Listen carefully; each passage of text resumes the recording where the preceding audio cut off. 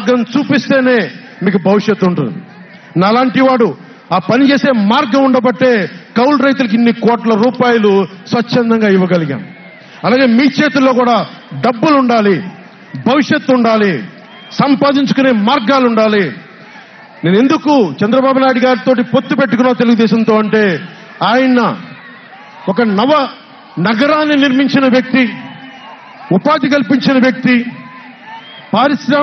పారిశ్రామికవేత్తల్ని తరలించిన వ్యక్తి, స్వచ్ఛందంగా వచ్చిన వ్యక్తి. ఆయన అనుభవం చాలా కావాలి రాష్ట్రానికి. అందుకని పొత్తు పెట్టుకున్నాం. ఇంతమంది యువతున్నారు, కులాల గణాంకాలు తీస్తారు.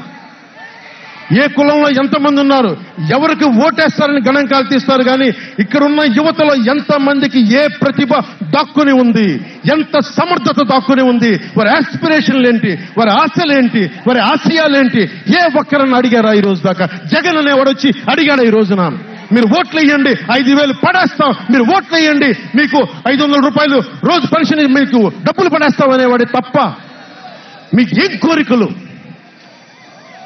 భవిష్యత్తుకు 25 సంవత్సరాల తర్వాత మీకు ఎలాంటి ఉద్యోగాలు ఇస్తే బాగుంటుంది, ఎలాంటి స్కిల్స్ ఇస్తే బాగుంటుంది, ఏ ఒక్కనాడైనా ఆలోచించాడా? యువ ముఖ్యమంత్రి అంటే దేనికి? బంధులు పెట్టడానికి అది యువ ముఖ్యమంత్రి? మీ యువతకు చెయ్యని వాడికి మీరు వెంటబడే ప్రయోజనం ఏంటి?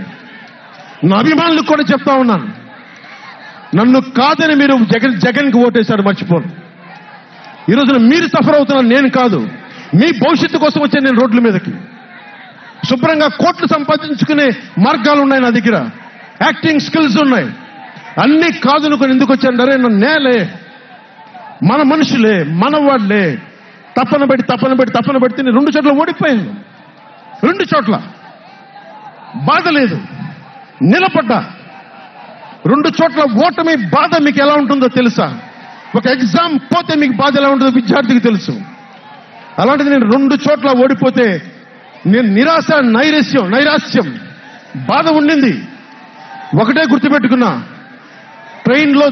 డర్బన్లో దక్షిణాఫ్రికాలో గాంధీని ట్రైన్లోంచి గెంటి వేయబడ్డ గాంధీ గారు గుర్తొచ్చారు. ఏ ఆటుపోట్లు తీసుకోకుండా మనం